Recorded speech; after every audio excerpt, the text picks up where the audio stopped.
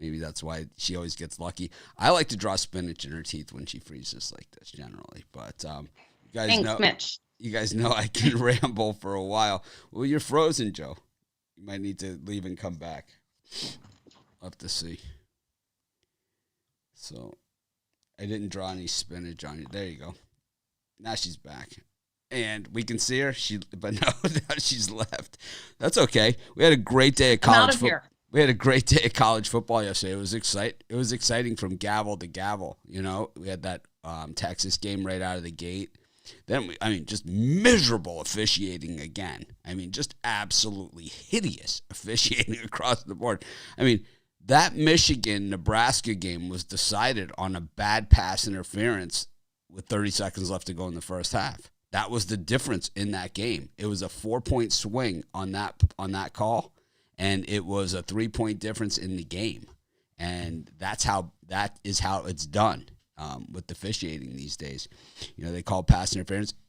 Everybody said it was a hideous call, but it doesn't matter. They got the ball inside the 5-yard line, whatever, just punched it in. Same thing in the Boise-BYU game. There was a hideous call against Boise, and the announcers all of a sudden act like Boise's, getting whipped out there. But that wasn't the case at all. They were slaughtering them, and it was just a bad call. And then as soon as they actually played football, there was nothing the refs could do to stop the Broncos in that one. But and then, of course, Alabama going down to Texas A&M, College Station. Nick Saban, once again, he's only run the table twice in his career at Alabama. He's won a lot of games, a lot of championships, but he's only run the table twice. So certainly no stranger to losing a regular season game there. They do it almost every single year. And then to top it all off, what a fight last night in Vegas. Oh, my. Tyson Fury and Deontay Wilder. Oh, they left it all out on the ring. Everyone knows I love the big fights. I love going to all the big fights. I talk about it all the time on the shows. And that's one I am sad I missed. I haven't been to a fight in a while now, a couple of years since I've been off island. I think the last one, maybe Triple G Canelo. I'm not really even sure what the last fight I was at.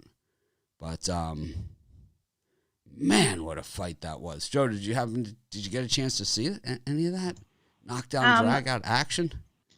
I did. It was a heck of a fight. It was nuts. That's for sure. It was. Yeah. It was just crazy. I think when we just haven't seen really good heavyweights in a while. And I think that was part of it. And it's like, man, the heavyweight division, when those guys are on, it is really the best of the best. And, I shut my eyes a lot watching that, though. Yeah. I think you I'm and always my like this. You and my wife both. It's funny because my wife, she loves going to the fights, but she only likes to go to people watch. People watching is fun. She only likes to go to the fights to people watch. That's it. Celebrities. Yeah. And Joe D'Amico. It's like, who do you see at the fights? A lot of celebrities and Joe D'Amico. But we've got NFL Week 5 now, and it's just one undefeated team left, and that just shows you how tough it is in the NFL to win every week. But we have a good schedule. It's, of course, the games have already kicked off as the Falcons are in the end zone here to make it 9-0. It's Pitts out of Florida scoring the touchdown there for the Falcons. But we have a great list of handicappers. I think we have the most we've had. Most people that are just tuning in for the first time. I usually kind of stall at the beginning, give everybody a chance to join us, just because of the whole notification thing. And on Sunday, it takes a while to get those. Yeah, it does. Mine just came through. Did it? Yeah. Thanks for joining us, Joe. We appreciate it as always. Be sure to smash the like button. Yeah, you guys hit that like button. I think Mitch is up very early to be here with you guys. I think everyone that watches the show, including the people that do the show every day with me, are going to be excited when the clocks change for everybody else and they don't change for me. And actually, our shows are going to be during the week at 6:00 Eastern time, 6:00 Hawaii time. So 11:00 Eastern time is we go to a 5-hour time difference instead of 6. So it's I'm gonna be carnival people. I'm gonna be staying out all night, maybe stay up till 10 o'clock at night or something. Ooh, it'll be a late one. Yeah, gonna go crazy. Carnival people stuff. But yeah, we got it going. To bring in our first guest. I think we should. That'd be all right. Let's great. do it. Who we're bringing in first? It's gonna be Ron Romanelli. Of course, I'm 100% unprepared for this, so let's just see if we can get him up here. And it's just we have so many people in the green room. This is like the most we've ever had, so it's a little bit confusing here, but we'll get it. And let's see what we got. I just need to find his little name tag. Rod.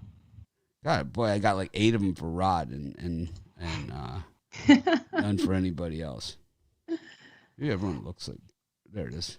So you're going to have to keep me updated on this game going on, Mitch. I worked out if I have my TV on, that is when my internet doesn't want to do for the streaming. All right. Well, you have to give me the name of that cable company. We'll send Romanelli over there to straighten their ass out. I've called them 10 times screaming at them. They don't like me. They know me by name as soon as I call now. Yeah, they're like, Joe, what do you need?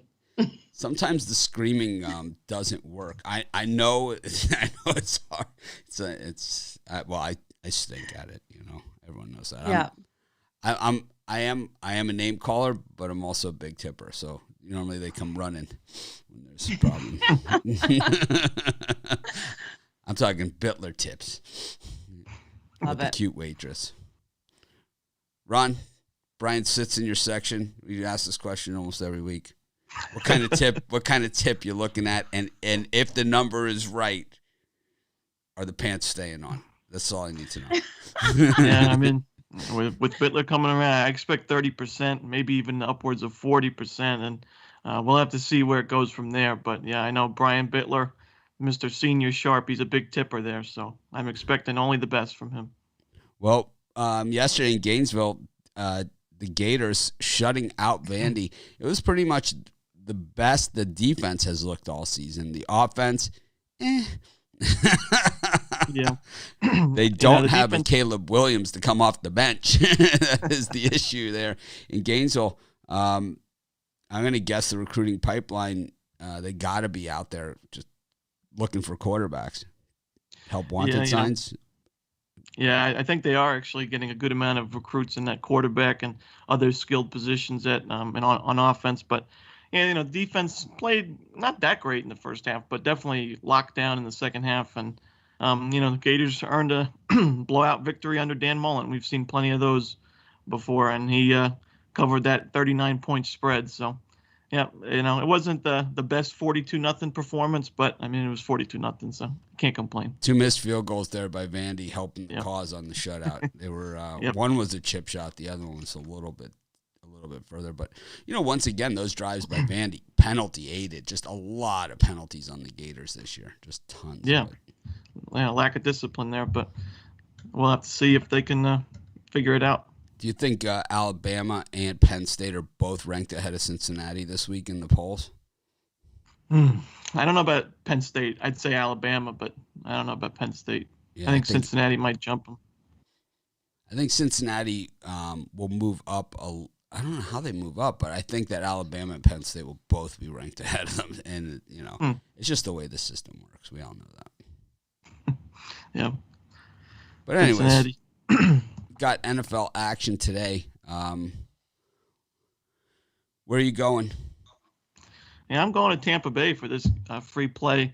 The Buccaneers, they've had a pretty rough road trip lately, and they returned back home. They went to Los Angeles across the country and then to New England across the country, and now they're back home in Florida. But the Bucs are coming off that emotional victory at New England. That was Brady's return, and the Patriots missed a field goal for the Bucs to clinch that victory. And I do think this could be a bit of a letdown spot for the Buccaneers. Not to mention the Bucs have plenty of injuries to worry about, and a lot of them in their secondary. We've seen the secondary struggle all season long. The secondary is currently allowing quarterbacks to have a 74% completion percentage this season, and they're throwing for 328 passing yards per game. I know Jacoby Brissett may not be the best option for the Dolphins, but he was able to move the ball in the fourth quarter and overtime and against the Raiders to tie that game up twice. And I think he's going to be able to move the ball through the air in this spot, as every quarterback has this season against the Bucs. On the defense, we know Brian Flores loves to blitz. The Dolphins are blitzing on 40.9% of snaps this season. That leads the NFL. I think putting some pressure on that Tampa Bay offensive line and Tom Brady as well is going to prove to be pretty successful. We know Tom Brady is pretty much a wizard at getting the ball out of his hands really quickly. But this season, he's struggled a bit with those deep passes when he's getting pressure on him. We saw last week he missed a few guys in the end zone and overthrew some guys as well when some pressure was on him and he threw the ball deep. So I'm expecting the Dolphins defense to show up in this one. And I think they're going to be able to stop the run as well. Tampa Bay really hasn't even run the ball much this season. So, I think this is a case of just too many points. I think it's a one-sided kind of rivalry where the Dolphins know they're the underdogs heading into this spot at Tampa Bay, and they need a win. I'm not sure they're going to get the win, but I definitely think it's going to be a closer game than the spread suggests. So I'll take the points with the Dolphins. What's going to happen? More points by the Dolphins or yards by the Jets today? Joe, what are you thinking? Well, I'm gonna go with Ron on this one too. I really do think this is just way too many points with all the injuries you are seeing in that secondary for Tampa Bay. I'm also liking this over 49.5. We look at this over in the last 4 meetings between these two teams. It's 4-0 to that over. So I think the over would be my strongest play. Dolphins have always been the thorn in the side of Tom Brady, that's for sure. So have to believe that they're going to play him tough here as well. As a Dolphin fan, it's like I'm disappointed, but I'm not overly disappointed in the Dolphins. My philosophy always is if you're not going to win it all, right? If you don't have a chance to win it all, then it doesn't make sense to win it at all, in the NFL. This way you get a chance to draft higher, fill those holes that you need. And for the Dolphins, unfortunately, it could be a quarterback. That Tua pick looks like it is going to cost them, and at least at this point. And you'd have to say that outside of acquiring someone in free agency, and these big-time quarterbacks, unless they're Deshaun Watson, just don't come up all that often on the trade block. The Dolphins had a crack at Drew Brees, many years ago in free agency, and he was too short to play quarterback for them, unfortunately. So instead, they went with Jay Fiedler to run the show. So, and Ray Lucas, and it goes on and on and on. Who they went with who were tall enough, as opposed to Drew Brees. Of course, they drafted Jamar Fletcher, overtaking him in that draft as well. I'm good at letting it go, right? As a Dolphin season ticket holder. I think that the Dolphins as an organization from top to bottom have some serious problems, and it looked like they were on the road to clearing things up. But I can tell you as a season ticket holder for the Miami Dolphins, all it takes is one email about parking, and you'd fully understand why this team has been an absolute mess for the last 25 years. And I always answer the emails the exact same way. St. Louis Cardinal fans aren't getting emails that look like this. They're just not, So I just think that, while I do believe the Dolphins, give the Bucs some problems here. If they get blown out of the building, I'm not shocked either. So this one, I'm going to Ruffolo and just take a straight pass on this thing. You got to go with your boys. You got to go with the Finns. Yeah, it's tough because they're not my guys. It's like I'm long since abandoned ship. When you bring in Jay Cutler as your solution, when you give Ryan Tannehill a $145 million contract extension when he's a wide receiver playing quarterback, and he obviously has done nothing. You've lost me at that point. You've lost me, and that's where the Dolphins are as an organization. The Jay Cutler signing was just a flat out insult to me, and it was like, well, at least it wasn't Brock Osweiler. Then they brought in Osweiler to back him up. It was just a kick right in the nuts. There's no way to sugarcoat it. As a Dolphin fan, I just felt betrayed. I just felt used. It's like it's like now I know how Cubs fans feel. Oh yeah. Anyways, you got anything else going on today, Ron? That's it for free plays, but I do want to mention what I have for sale at the site. I got my NFL Super Sunday Trio, my top 3 plays in the NFL. I really like today's card. I think it's a loaded card. I probably could have had more premium plays, but just stuck to 3, and I think we have the best shot at sweeping the board today at 3-0. All three plays are against the spread, and I'd love to take down your book with me. So check me out at Pick Dogs Premium, Ron Romanelli. I agree with you. It is a loaded card today, but that's Ron Romanelli. Of course, you can always get his picks over at pickdogs.com, sportschatplace.com. He also writes at pickdogs.com, some of the free articles, and just an all-around good guy. We will see you next Saturday, Ron. Yes, I'll be there. And tonight, sometimes, guys, you got to treat your girlfriends out if you want to keep them around. So I'll be going to the Harry Styles concert in Tampa Bay. He's a good kid, so I'll be watching. It should be a good show, but, going to have to miss some football today. You got to do it for your ladies, guys. My niece just went in Detroit. I got her tickets about 2 years ago. And now they finally had the concert in Detroit a couple of weeks ago. And my niece went. They live in Cincinnati, and my brother-in-law, my sister-in-law, and then all the girls. They always go to all these concerts like this, and I just like the material from it, getting the material and then of course all the pictures and everything else. But you enjoy yourself over at that Harry Styles concert. I sure will. And just remember, you tell Harry to smash that like button. Anyway, thanks for joining us, Ron, as always. Joe, that was thanks, Ron. Best of luck. That was Ron Romanelli. That one is an interesting one, that Tampa-Miami game, and it's like we are at that point of the NFL season, 5 weeks in, where the injury lists are as long as the active player lists. I mean, they really are that long, and, there's a lot of good games on the board today, no doubt about it. Yeah, there is. I'm excited. It's also Canadian Thanksgiving up here, so I'm going to have turkey and football. Yeah, I'm excited for Canadian Thanksgiving. It's my first Canadian Thanksgiving, even though I don't live in Canada. But we have so many Canadians now on our shows that I couldn't make it to Joe's house for the real Canadian Thanksgiving. So instead, we'll just have to celebrate here in spirit and do half times and eat turkey and all kinds of other good stuff in the process. Absolutely. But let's bring in our next guest. It's going to be Al Ninos. We got Al. Welcome to the show.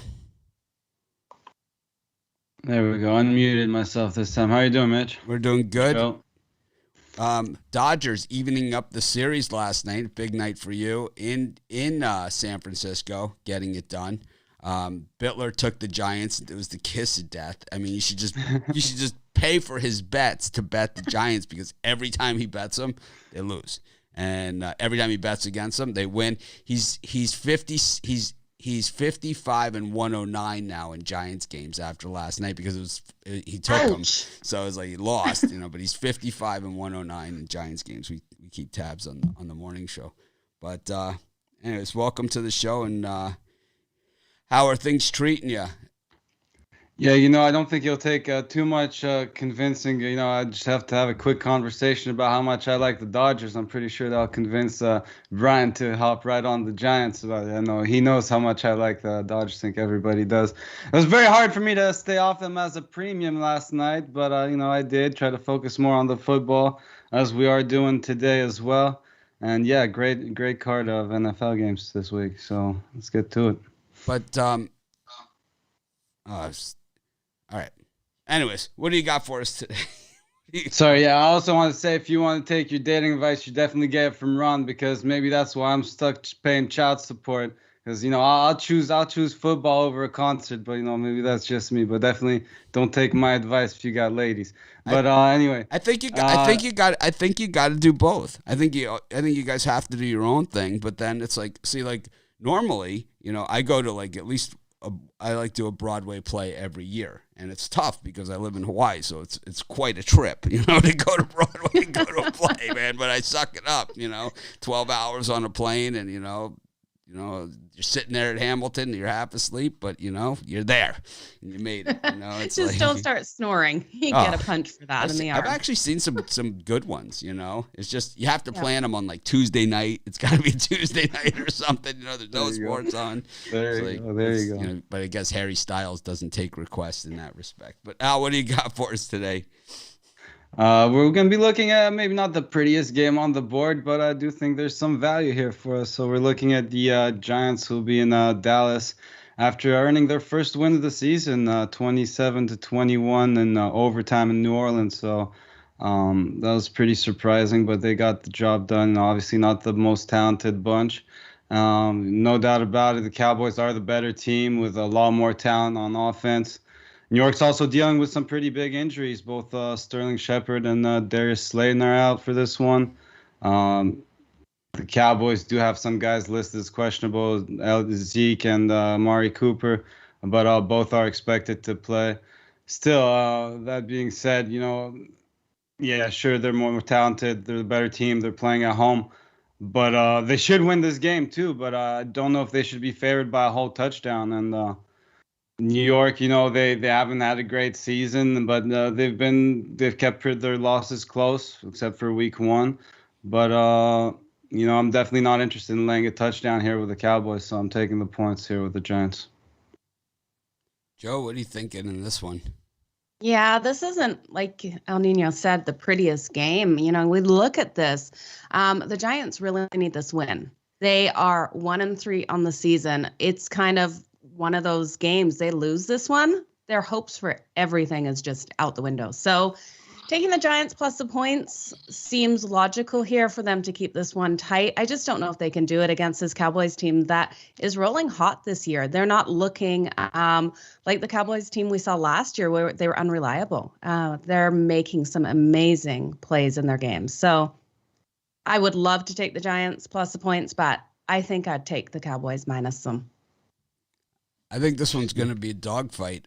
Two teams, they know each other extremely well. They play each other twice every year, so they're built to play one another.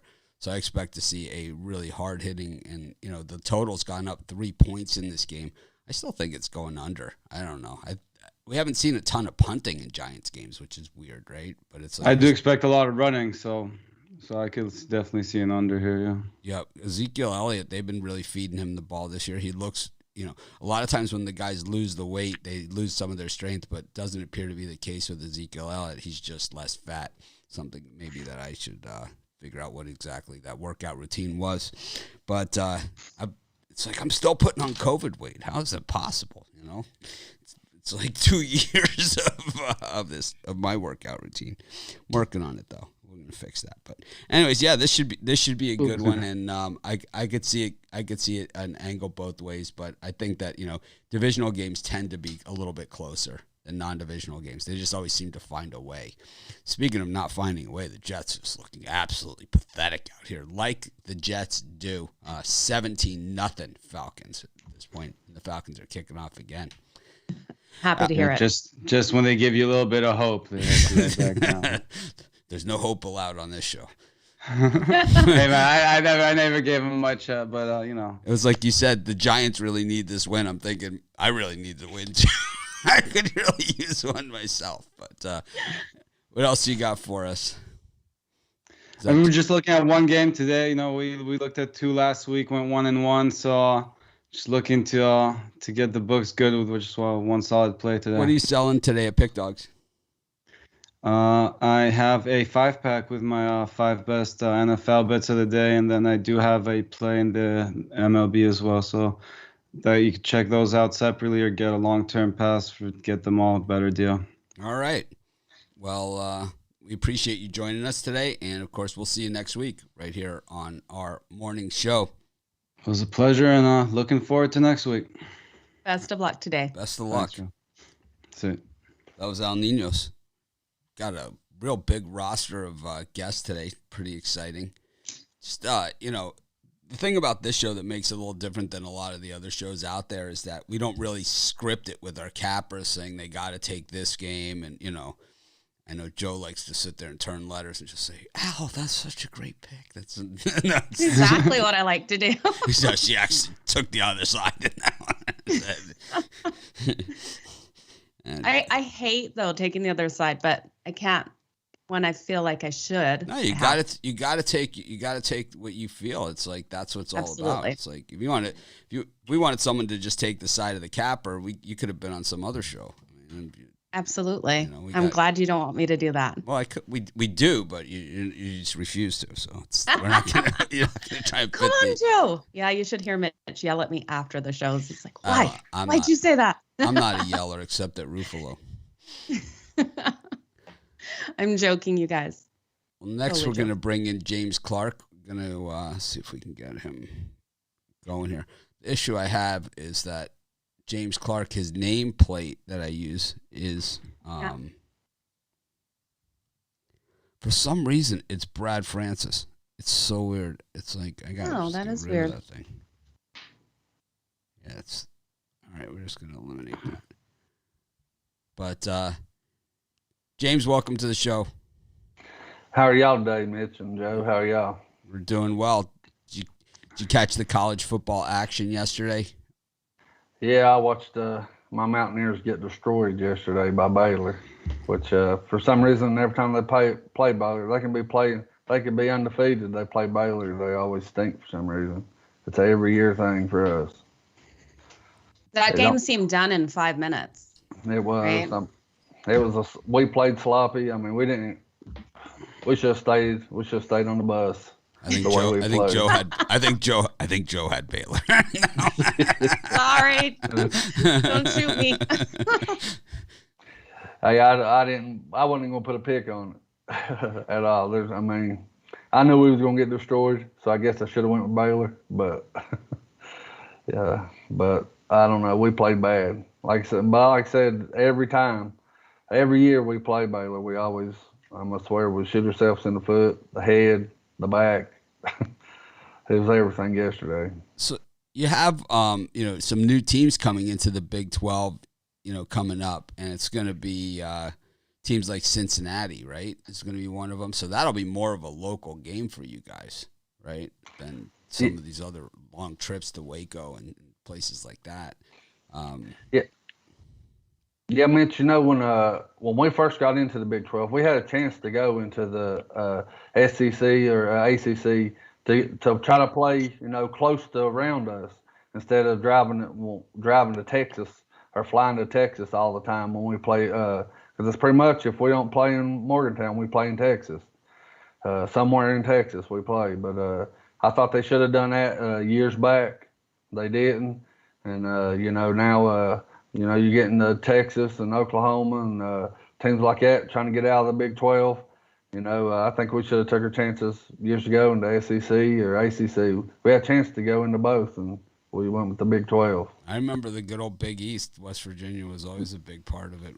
I talk about it often, or my trips to Morgantown to watch my Canes. Well, my one trip to Morgantown, which I did escape with my life. But what do you got for us today, James? I'm looking at this Cincinnati and Green Bay Packers game here. Guys, if you look at this game, you look the way Aaron Rodgers has been playing, you'd pretty much automatically think, Green Bay, this game should be a rollover. I don't think it is. I think Cincinnati comes out on top in this game. I look for a shootout in this game. Green Bay, they're beat up right now on the defensive end. They've played pretty well defensive this year.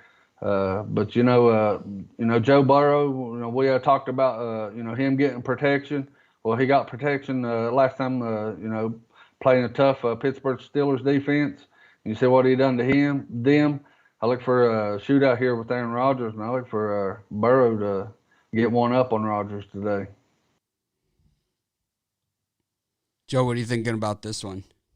Well, I'm not turning letters or anything, but I'm going to tell you, I'm all over Cincinnati. I think it's exactly the right play for them. Take them minus the points in this one. Green Bay, hard situation. They've got Bears on deck. I am looking ahead at that. And their offensive line, like James said, sucks. I think, defensive line sucks. Joe Burrows is going to have so much time in that pocket to make the big plays. All right. Packers defensive line sucks. You heard it from Joe Madden. They have been. How many times has Rodgers been sacked in the last 4 weeks? It's like Joe Madden says it, and it's like the comments are all, Joe's so hot. I say it, it's like they want to kill me, It's like, not fair. He's been sacked so many times. I've been so disappointed in them. Oh, man. Right? What, like 8 times? Trying to count in my head. Well, I mean, no one snatches defeat from the jaws of victory like the Cincinnati Bengals, though. I look for the Green Bay team that played the Saints here. I mean, I look for them to show up today against the Who do you think will Cincinnati. win, James? Bowling Green or the Jets? Seriously. This is like they just got a turnover. The Falcons were ready to make it 24-0, which would have been a really fun halftime for Joe Madden and I. But actually, it's only 17-0. The Jets have the ball at their own 12. But we know how many yards they're going to net on this drive. I like the under 2. Yep, there it was, tripped up. My guy Michael Carter for a yard. I'd have to go with the Jets just because they're a professional team, but that's just give the Jets a little respect. But they are yeah. a bad team. Do you have another game for us today? Yeah, I do. I'm gonna go to the Sunday night game tonight, Buffalo and Kansas City. You know, I look at this game and I like Buffalo tonight on the money line. I think Buffalo is thinking about the playoffs, how they got knocked out of the playoffs. I think they look to get some revenge here. I know it's in the regular season, but I don't think Josh Allen's forgot about this. And I know Diggs didn't forget about this. If y'all remember when they got beat last year, Diggs stood on the sideline the whole time as Kansas City celebrated there that they're going to the Super Bowl. So I look for them to step up tonight. You know, Buffalo's got a pretty good defense. I know you know what you get with Kansas City's offense here, but I look for Buffalo to pull this game out late. Joe, I know you. I know. What do you think of this one? Yeah, we've been talking about this one a lot this week with all our other shows, and I like the Bills plus the points. I think this is a revenge game. They're going to come out hard in this one. I'm looking more at that over, though. I think we're going to have a shootout battle between 2 incredible quarterbacks. So the defense will be the difference for which team wins, who could get the turnovers. So, yeah, I'd take the over. I think the Bills are going to be motivated. I think it's always tough when you have a guy that is the thorn in your side like Mahomes is to the Bills. The Chiefs also hitting that desperate times, 2-3. They go to 2-4. That division is rough, right? The AFC West. So it's like it's going to be a rough road in for them. Generally, the Super Bowl winner does okay the next year, makes the playoffs. The Super Bowl loser generally does not make the playoffs. And the Chiefs, even though they won the Super Bowl 2 years ago, really not looking like a playoff team right now. Seems that the defense is just falling apart at the seams, and maybe they gave I'm a big Chris Jones guy. Maybe they gave him too much money, and they don't have any money to spread around to the other guys. I mean, maybe that's part of the problem because you got Jones, but he's got no help whatsoever on that defense, right? They're just getting roasted. And I know this is week 5, but I look for Buffalo, the one to have home field advantage throughout the playoffs, and knocking Kansas City off here, help their chances. I know they got to win more games, but knowing they got to win under the belt against Kansas City, I really like Buffalo today. All right. What do you got for sale today for us? I got a 6-pack money stack going on right now. I got 5 NFL games and 1 MLB playoff game. Guys, get those 6 plays, or if you just want the NFL, I've been doing good in football here the last few weeks. If you just want to, I got the 5-pack. You can just get the NFL. Either pack you get, guys. I look for us to go 5-0 or 6-0 today. I like everybody else is saying, I really like this card too. So after we go 5-0, upgrade 3, 7, or 30 today, or team me up with any of these cappers on the show or on the site. I say it every time I'm on the show, and every time I get a chance. We got the best cappers in the world, and we do. And put us together, and we'll put some money in your pockets, fellas. Yeah, James seems to run hot and cold. He's kind of like he's extremely hot or extremely cold. So sometimes catching him on that bounce is the time to catch him. I always think that's the way to do it. It's hard. I've been doing this for a long time now. I'm a dinosaur, right? And it's like it's so hard to stay on top for a very long time. It just is, And it's like, anyone could win for a week or a day or even a month, but to do it over the course of a year, not so easy. So I think James has fought the good fight as he heads into the end of his first year here at Pick Dogs. Super excited to see what year 2 brings. James, we appreciate you. Thanks for joining us. I appreciate y'all having me on the show. And guys, I have at NBA up here soon. I finished second last year and look to finish at the top again. Just want to throw I'm ready that out for there. NBA too. I'm ready for NHL as well. Mitchie Pucks. Yes. Got a little wager Tuesday night. It's been sitting there in my account for a while. Anyways. Best of luck today, James. You too. Thank y'all for having me. He kind of gave us that look like, how in the hell does he have a bet sitting there for so long on NHL hockey? Well, I was betting preseason NHL hockey on the show one morning with Rod. And, well, that's what happens. What happens when we get excited in the morning? It does. Right? Start betting on stuff. Well, I tell you who can't be very excited is the Jet fans. The Jets are starting to move the football here, though. And if they can get in the end zone here before the half, which is a reach, I think that they could get back into this game. We'll see, if they can get it into that 17-7 range. Be interesting to see what these halftime lines look like. But so Lily, how far away are we from halftime? We're about 6 minutes maybe of game time. So, probably 25 minutes. It's like, how many commercials can we fit in that time frame? Exactly. Well, at least it's not the last 2 minutes of a game and we're doing a wrap-up show, because then we'd have to be here tomorrow, it seems like some days. Well, today, of course, Joe and I will be on all day at halftime. I don't know what her schedule is, but it's Canadian Thanksgiving, so my kitchen's that way, so maybe we can not do far. In the kitchen with Joe. Well, that could be a nightmare. Maybe I'll just wear my apron in here between. Like, that's a freaking disaster. Oh, God. Michael Carter just absolutely drilled Wilson, hanging him out to dry on an out pattern. But for the first time on this show, we're going to bring in Kevin Thomas. Kevin, welcome to the show. Hey, long-time listener, first-time guest on the weekend. Glad to be here. Yeah, I've worked with Kevin for I don't know how many years at this point, but first time ever on a show with him. So, it's been, crazy season so far. It's predictably, the NFL is like the NBA. It's kind of predictably unpredictable, right? And it's like you throw in a couple points one way or the other. It makes it even tougher. How's it going for you so far? I'm having a great NFL season right now. Jovan's ahead of me, but 19-11, so I'm going to be right on his ass for the rest of the season until I pass him. So we'll see what happens today. I got a good card of picks, so we'll see what happens. 19-11 is solid. It's almost 60% range, right? 60-something%. So that gets it done. 700 units. Yeah, 700 units. That's what I look at. Yep. Gets it done for sure. Oh, and Joe, trust me, the Packers aren't looking ahead of the Bears. No one looks. You don't ahead of the think? Bears. No I one think looks they at the will. Bears. No one looks ahead of that game. That's true.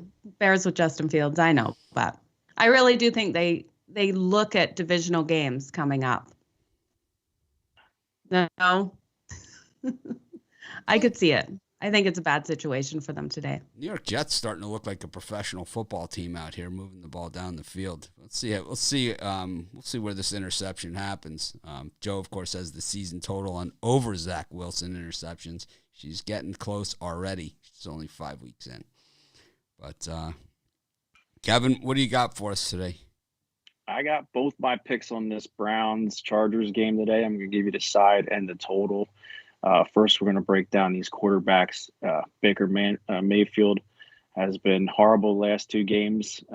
Word is about his labrum being a tear, but I know that tear very well, and it's in his non-throwing shoulders, so it's not a problem. So it's just an excuse at this point. I'm pretty sure the reason he's having a bad year is Jarvis Landry being out and trying to get acquainted back with Odell Beckham Jr.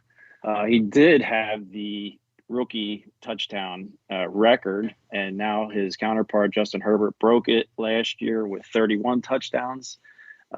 Justin Herbert's a stud, but if you can keep his QBR under 100, you can keep the score around 20, and that's what I think the Browns do here. The Browns keep this on the ground, keep the score at least 20, and they cover that 2.5 spread. It might be a 1-point game either way. I don't bet on the winners. I'm betting with the 2.5 points with the Browns. Another thing we look at is the Browns defense. They're a top 5 defense. Total yards so far this year, I think 250 they're allowing per game. Now, I know this is skewed because they played those horrible Bears. Justin Fields got thrown, he got thrown in there to the Wolves, and they had a field day just erupting, sacking him. So it's a little skewed, but then they go in the U.S. Bank Stadium and they hammered the Vikings. I mean, I was high on the Vikings all season, and I mean, they held them to 7 points. The Vikings are averaging almost 20. They were averaging 30 points a game until that game. So I'm high on this defense. You can look at some of the injuries, but Myles Garrett's going to go. Clowney, they added him. He's going to go. So it's going to be tough for Justin Herbert to get going. And I don't think Eckler is going to run like he did. I mean, if he runs amok, it's still going to be a running game. So I'm really leaning on that under big time. But like I said, I'm looking at a 1-point, 2-point game here. Nothing that I'm seeing from the receivers or anything that scare me. Mike Williams, he's a big, deep threat, but Grady Williams stepped into that role for Newsome, who's injured, and I think they can hang with this team. And like I said, I'm not seeing a lot of things. Everyone said, well, both the Chargers could be 4-0 right now. Well, the Browns could be 4-0 too, because if you look at that first game against the Chiefs, if Chubb doesn't cough it up in the third quarter, that game's completely out of hand, and they rolled the Chiefs. So when you're the worst run defense, which the Chargers are right now, they just gave up 180 yards total to the Dallas Cowboys, who are dealing with their own offensive injury. So you got one of the best offensive lines coming to town with the best run. This game's going to be low scoring, and I like the Browns to win outright. I don't need, give me the 2 points, but I like them to win outright here. Joe? Well, Kevin, I'm disappointed. No, I agree with you. This is a hard one for my Chargers in this game today. You look at the Browns; they're covering these spreads. They're 5-1 in their last 6 against the spread. This is a team that's going to be really hard for the Chargers to come out and beat, especially by a field goal. So I would take the Browns plus the points in this situation. I think it's going to be a super heavy run game, like you said. It will be time management of that clock, trying to keep each quarterback off the field. So give me the under, give me the Browns. Hate to say it. I know I'm wearing my Chargers jersey, but it's going to be a really hard day. I strongly disagree with both of you. I really like the Chargers in this one. I think the Browns numbers are overstated here. It's not just the Chicago Bears that they played at home. They also played the Houston Texans at home. So 50% of their games are against light competition. They went into U.S. Bank. They scored 14 whole points against the Vikings, who had gotten lit up a few times already this season.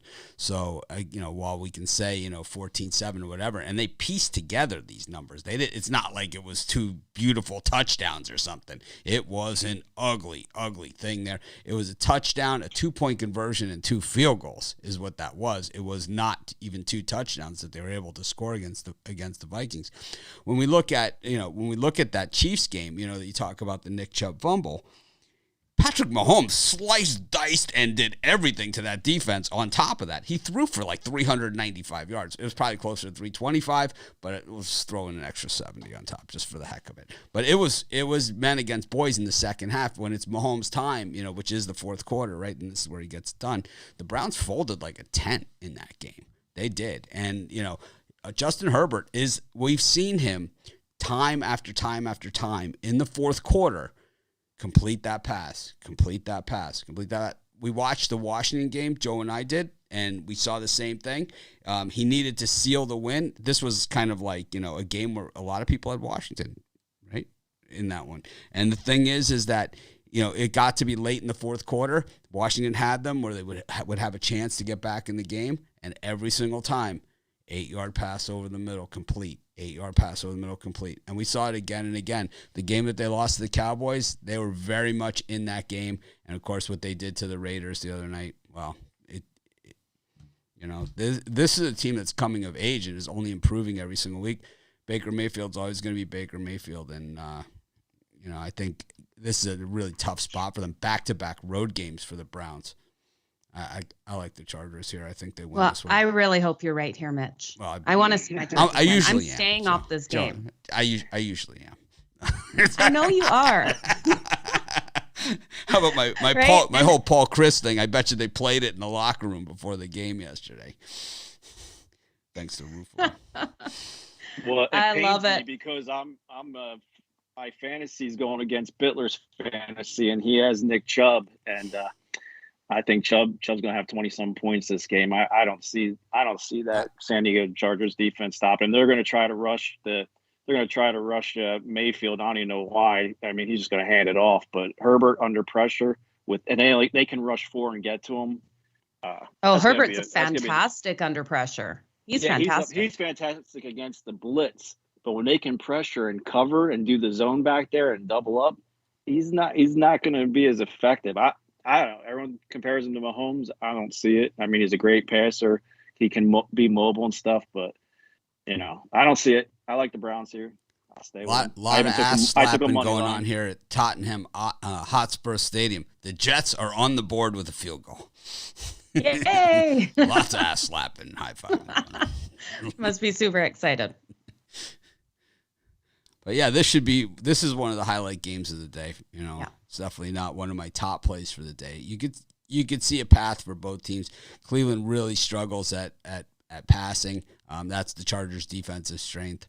Running the football, Chargers' defensive weakness. So it's strength on weakness on both sides there. And the Chargers, well, up against that Browns D that we said, they've gotten it done. But 4 games in, half your games are the Texans and the Bears. I think when we look at those numbers, I think the Bears had like 1 yard passing, right? So it's like that's going to knock those numbers way down. Agreed. What do you got for sale today? Oh, you still get my early 3-pack in the NFL, and then later at night you can get my total of the year. It's a big one, so I definitely look into that. For the month of October, it's my favorite month for holidays. For the end till after Halloween, you can get 30 days for $299.99. It's a huge discount there, especially with all the sports we got going on. We got NBA, we got hockey, college football, NFL, and the rest of baseball. So take advantage of all that. 2-for-1 deals all across the board with any one of these cappers. My good buddy Brian, Big Dog Bitler, partner us up. Can't go wrong. Okay, well, thanks for joining us, Kevin. We appreciate you being here, and hopefully you are able to join us again in the near future, if not next week. 2 weeks. We shut down softball because of winter where I'm at, so we got one more tournament this weekend, and then we're off until spring, so you can have me. All right, there you have it.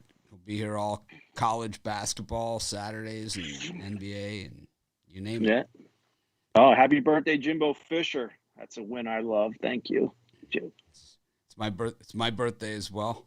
Of course, it's my birthday. Oh, his was yesterday, but happy birthday, Mitch. It's my birthday month. Mine's October. Mine's on the 24th, but we just celebrate. You're a lot younger. I started than early. He's 56. You're a lot younger than that. How old is he? He's 56. Yeah, so he's older than I am. Actually, there you go. Best of luck today, Kevin. Hey, thank you. Same to you guys too. Thank you. It's Kevin Thomas there. Jimbo Fisher, same birthday month as me. Wonder when he started celebrating. It is my birthday. We start early, we end late. You got to start early, for sure. So far, a lot of different picks. No repeat games, really. Just kind of a lot of stuff. And, of course, like I said, the Jets on the board. It is the Jets are a tough watch. It's kind of like this is how you want to watch the Jets when you're doing something else. It's like it's just it's unfair. It's like that they charge full price admission to this, and it's like That's funny. I bet you these London games are really expensive too for the fans. Oh, I'm sure they would be. It's extremely expensive. Next week we have a London game as well that we'll be doing. We'll be doing the show while the game is on, and it is the Jaguars who always are in London. Okay. And I think it's they might be playing the Dolphins. Oh, really? Okay. Sure. Haven't looked at that week yet. Let me see who it is. The Jags So are we at halftime for the Jets game? No, we're just ahead of the 2-minute warning. Yeah, it's the Jags and the Dolphins next week in London, which is like a home game for the Jags. We're going to bring in Jovan Burts, #1 NFL handicapper on the board.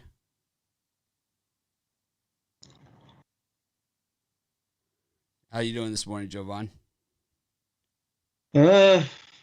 Don't really like the card. It's a lot of trap games, but I think there's a path to greatness for today.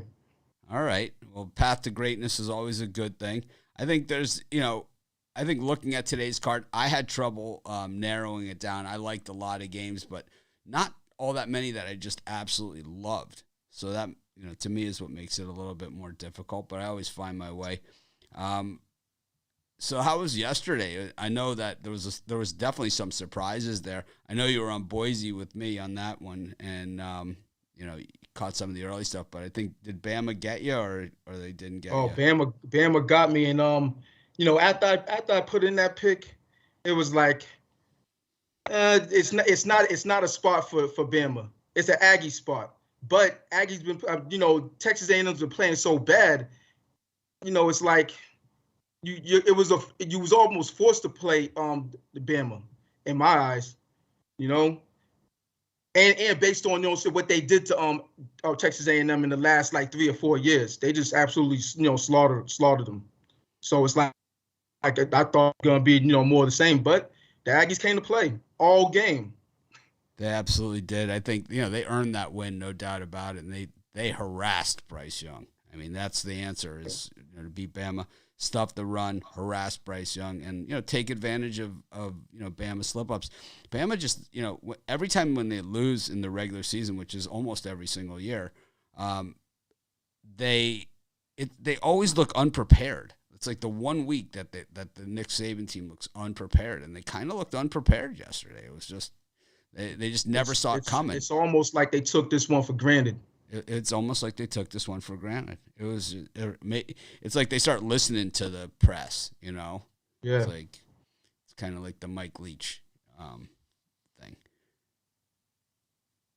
But anyways, what do you got for us today?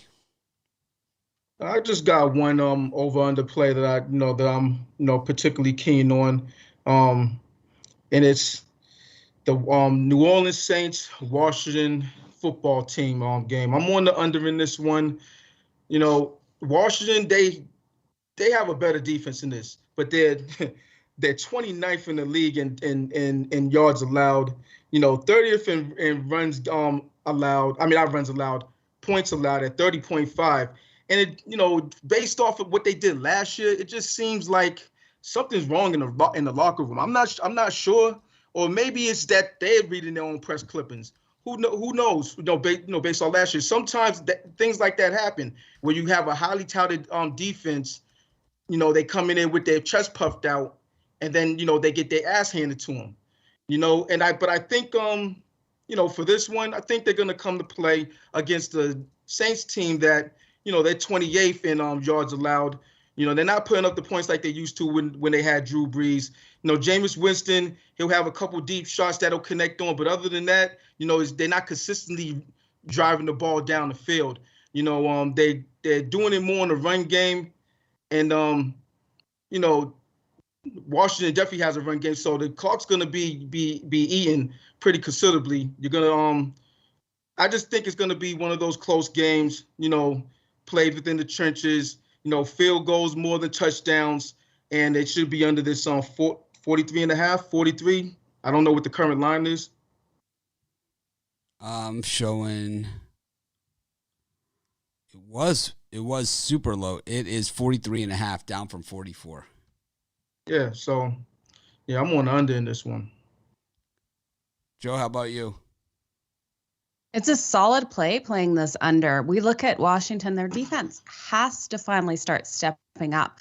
Being the defense we all expected them against a Saints team that has a really good defense. They're holding teams to 17.3 points per game.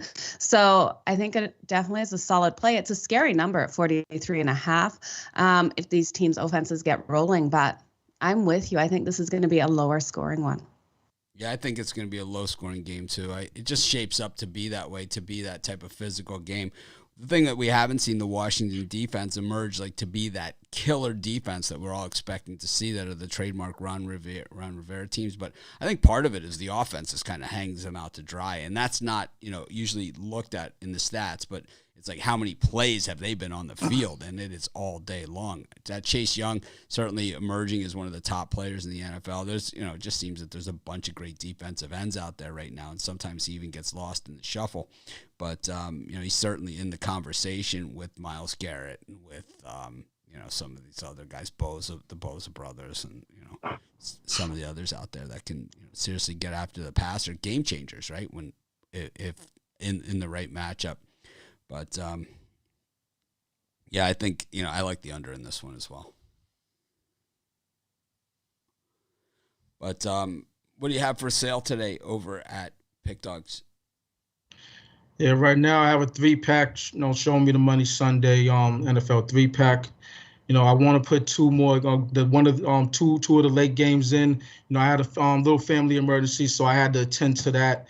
So that caused me not to put in a couple later plays. But it's another Sunday. Trying to make this a winning Sunday. Sweep the board. And get it on for $39.99. All right. Well, we appreciate you being here, as always. We'll, of course, see you next Saturday. You're on top of the leaderboard in the NFL, so see if you can keep it going. But I heard Kevin Thomas is on my ass. Well, you guys know how it works in handicapping as well as in the NFL. You're only as good as your last pick, so we will see how it goes today. But we wish you the best of luck out there, of course, as always. Have a wonderful day. Here. Yep, you too. All right. Well, it is halftime here at Tottenham Hotspur Stadium. The Jets trail 20-3. And, we thought the Jets were bad with Gase, but it just seems that they've carried on the tradition here of stinking up the joint. And, now they're doing it on an international level, Joe. We're looking at the second half numbers, and we see the Jets minus a half a point for the second half. Yeah. Can they play any worse than what we just saw? See, I've been talking about how I'm going to get in shape, how I'm going to lose weight and everything, how I kind of let myself a little go recently. If I watch a Jets game, if they put these Jets games on at 3:30 a.m. for me every day, I have a feeling I'm not going to be able to eat for a while. This is just it's a tough watch. Absolutely. So we've got the Jets minus a half. The total for the second half is at 22.5, and then the Falcons team total is 11. I don't see a Jets team total out yet. Let's see if we can get one here. Not seeing it. I'm seeing the New York Jets at 9.5. It's a lot of points for a Jets team. I don't know. I saw some things there in their last drive before it made me believe that maybe they'll score some more points here. I think also they're probably going to have to open up the offense a little bit. I think if they stop running into each other, that's probably a good start. Maybe if they that would be a good start. Yeah, if they let the other team tackle them for a change. Yeah. I don't know. Right now it's a lean. I'll take the Jets and lay the points. What the hell? I'm a glutton for punishment. You know what? I do like the Jets over that 9.5. I think they do get some points on the board. That's only, it's a touchdown, and then they've got to get field goal. Other points. It's just a challenge. They've got to get. I think they can do it, though. I think the Jets team will be. We've seen these Falcons. The defense have holes in it at times, right? And I think the Jets will be able to work on that. My internet is freezing here. All right. Well, you're still not frozen with us. We still see it loud and clear here. And remember, when you freeze, I've got my perfect. My art tools here ready to give you the eye patch, the bags under the eyes as well. Love it. The spinach. Some spinach on the teeth. That is perfect. But anyways, what do you think of the over under 22.5 for the second half? I kind of like the under. I'm with you. I think it's going to be a lower scoring second half. Matt Ryan has played well in the first half, but putting putting together 2 halves of football. It just hasn't been something that he's been doing. But 22.5, I could probably make a case either way. It's 20-3. Nah, I like the over second half, and I like the Falcons team total under 11.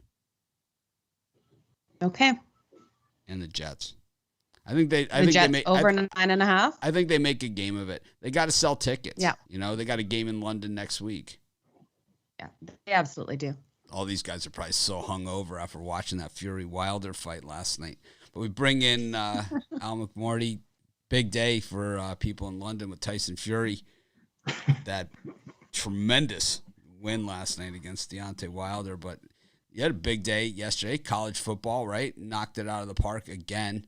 You've been on the heater. Not to jinx it or anything, but I don't think you believe in any of that stuff.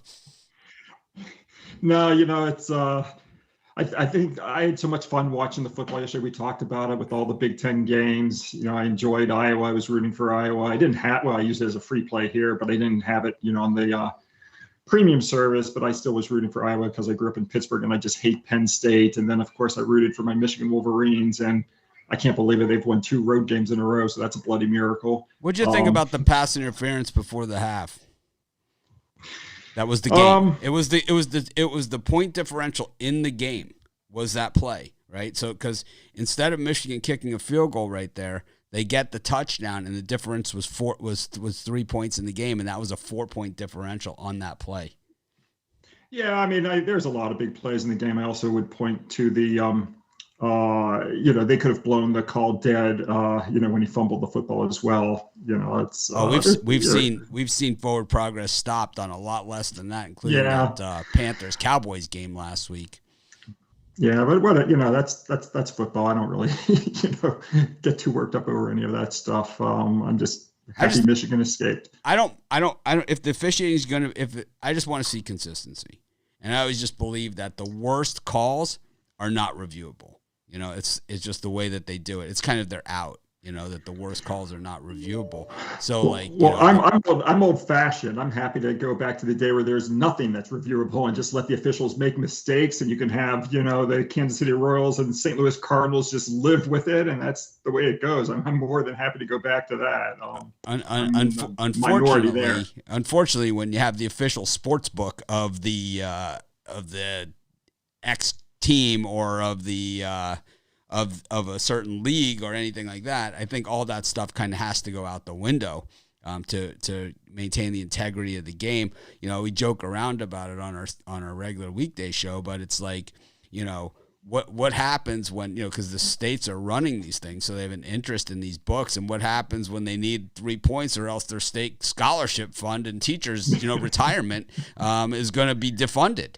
What happens at that point, in these games? Well, here we are, but it's like, I'm happy to the phone rings and it's like, no reviews and mistakes. It's like, well, you could let the game play out, but if they get another field goal, well, we're not going to be able to. You don't cash your paycheck this week because it's not going to make it. It's like, that's what they're up against here, with the states being involved, with the leagues being involved. I don't know. I just always felt that if the leagues were involved in the betting side of things, and I thought this, many years ago when they first talked about it, and as we knew they would be, right, from day one, because there's money involved, so they had to be involved, that the officiating would somehow get even worse, right? And then here we are, and it's happening. But, hopefully it's not as big of a factor as, we've seen it so far this season in a lot of the games, but it seems to happen every year. That is true. So, going to take a look at a couple games here in the NFL. One of the games I want to look at, the Las Vegas Raiders against the Chicago Bears. And the Raiders, they're 3-1, and they're the only team to have defeated the team I picked to win the Super Bowl this year, the Baltimore Ravens. So that's a nice feather in their cap. They lost last week to the Chargers. No shame in that. But they've faced a pretty difficult schedule. Besides those two teams, they've also defeated Miami and Pittsburgh. So now they're facing the Chicago Bears team, a team that I just don't trust at all, and especially not on the road. And there's a lot of ways you can chop up just how bad Chicago is on the road. I'll just give you a few of them. They're 26-53 as a road underdog of +3 or more points versus opponents off an ATS loss. Another one of my favorite Chicago Bears stats, this might be my favorite, is that they're 0-15, their last 15, 0-15 against the spread on the road versus a winning opponent if that opponent is not off a straight up and against the spread win. And then just generally, if you don't even want to get that complicated, they're just 16-27 ATS, their last 43 on the road. I'm just not going to make it all that complicated. I just think on the road, we're going to go against the Bears. We're going to take the Raiders at home.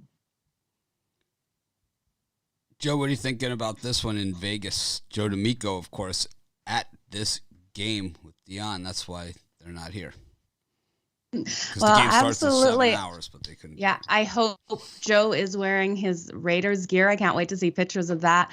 This is going to be a great game, and I think Vegas at home, I can't go against them, especially against this Bears team that's, 0-4 against the spread as an underdog.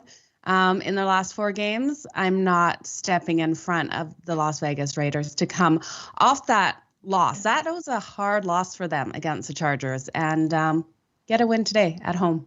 I like it. Think about that Max Crosby Justin Fields matchup. Oh, that's gonna hurt. Yeah, Crosby is incredible. He is like one of my favorite players for the Raiders. That's why I love defensive players. That's why I brought it up. Anyways, I think we got a mismatch here as well. At least on paper, and there's a reason they play the games, but the Bears defense really kind of getting, hung out to dry. We saw them, against a defensive team like Cleveland, really, really struggle because the offense just couldn't get anything going. And then here they're playing against a team that can put a lot of points on the board regardless of what kind of defense. The Raiders have faced some tough defenses already. So, I think this could be a long day for the Bears. Well, the next game I want to talk about, this game actually came down for the Westgate contest. I had to choose between this game and the Atlanta Falcons. I ended up choosing the Falcons and leaving this game off the card. I'm going to, and again, I don't think it's that complicated. It's the Houston Texans, and they're coming off the 40-0 blowout loss. And sometimes you just have to keep things simple. And when you take a look at how teams do off these big, awful games in the NFL, they usually do quite well. Home underdogs or pick 'em off a 28-point blowout loss. They're 127-87 against the spread over the last 42 years. So that's extremely consistent. And that's probably the major reason why you want to step in here and take the Houston Texans, no matter how poorly they're playing. Beyond that, underdogs off 3 or more losses in a row. They're 215-161. That's 57% against the spread versus losing opponents that are not inside the division. So when you put it all together, you've got a Houston team that's just on a 3-game losing streak. They're off a 40-point shutout loss, and now they're playing this team that just had their quote unquote Super Bowl, even though they lost it. They had their Super Bowl last week against the Tampa Bay Bucks, in that Sunday night game. And it's just a bad situation for New England. It's a good situation for Houston. And then New England's got a lot of injuries as well. So, I'm going to take it's 8. Now it's even ticking down to 7.5, but we'll take the 8 points with Houston. Joe, what do you think about this one? I can't get there with Houston at all. I think the Patriots are going to come out. Houston has one of the worst pass rush defenses in the whole league. And I think New England's going to come out firing. They can move that ball down the field through the air. And I think they'll capitalize on that. Give me New England minus the points. Well, Mac Jones is the king of the check down, so it's a lot of points for a guy that doesn't throw the ball downfield, and especially on the road. I also think the public is kind of going to be up on the Patriots because of what we saw. It's one of those things where they're 1-3, but they talked about them on Sunday night like they were going for another undefeated season or something, and Mac Jones was an MVP candidate. So a little bit of hype there. I think the Patriots probably win this one, but I just think maybe it's a little bit closer than that. Do you? Just as an aside, do you actually care what the public thinks? As far as that, I think it could influence the line. Sure, but not as much as what the Sharks think. I couldn't care less about what the public thinks. I just don't use it at all in how I handicap a game. I mean, well, I don't either. I just think that, but there are some handicappers that do. I mean, I've got a few friends, and that's all they think about, and it just drives me crazy. I think the data is so skewed now. Total transparency here, and you know this. I speak to a lot of these data providers, right? So I know where the data comes from and where it doesn't come from. And unless it's a complete set of data, then it could be excluding a gigantic player or, a better. So the data that we're getting, I think, is somewhat unreliable unless they state where the data is coming from. And then that way you can get, as the Jets, almost have returned the second half kickoff for a touchdown. The guy runs out of bounds untouched, as the Jets do. But the thing is that, it's hard to tell, because I think that when you have so many available, so something that you don't see in there is, like, say you have a guy who's not a, regulated sports book, right? He's the normal guys that we bet with, before, right? And they're not going anywhere, right? Unless you know someone that wants to tell them they're supposed to go somewhere, and I don't know anyone who wants to do that. But what about when they lay off action onto a side back into the system, right? How is that money reflected in that action report, right? Does that make sense? It's kind of like, say a guy has too big of a position on one side, so he needs to lay some of that off. Wouldn't that have the inverse effect into the market that people are looking at or have access to? Because they certainly don't have access to this guy's book. And also, it's not as if the public is hitting 47.62%, that if you go against a public, you're going to make money. I mean, no. So it's just all kind of I don't want to use any swear words or anything, but it's just all kind of ridiculous. And, if I'm a book, I'm not giving a crap about a guy who hits 50%. I'm caring about the guy who's going to hit 54%, 53%, and I'm going to move my numbers off the sharp. So, the guy's going to hit 50%. You can have all the money in the world on the New England Patriots. I'm still not moving. So, because I'm worried about what the sharp is going to do. I'm not worried about what the, what the public guy is going to do. Makes sense to me. Anyway, So I'm gonna take Houston here, and I'm gonna take the Raiders over at Pick Dogs Premium. I've got 9 plays today, 2 in baseball, 7 in football. In baseball, going for the 12th and 13th winners in a row. I was passed yesterday in baseball, but I've got 2 plays today, 1 side and 1 total. And then in pro football, we've got 7 plays, including my NFL division game of the month. So it's a decent card today on Sunday, and fingers crossed. I think we've had 9 out of the last 10 winning days. So we'll hopefully keep it going on this Sunday. Of course, Al was 4-0 last week in NFL. He's climbing back up the leaderboards. Last year, number 1 overall in NFL, and he's number 1 for the past week. Like you said, he's heating up. So always a good time to jump on a capper when they kind of, he had a little bit of a dip, and now it's like, he has a track record of hitting those winners. So it doesn't mean that he hits 6 out of every 10. It could be 12 in a row. No, you go 0-6 and then 8-0. Yeah, it's a long-term thing, and for some of us it's longer term than others, right? So that's just the way that it works. Who did you guys all use in the Westgate this week? Good question. I don't remember. I'd have to look. I have it written down somewhere. I have it on my other thing. Let me check my email real quick. I will see who I have. I have it right here. We took the Bengals, the Raiders, the 49ers, Washington, and the Bills. Okay. Yeah, I haven't looked at the standings. I saw in one of the contests, I don't know if it was a Circa or the Westgate, I saw someone got off to a 15-0 start. Yeah, I saw that too. Yeah, it's just, I'd love to get their picks to fade them for the rest of the season.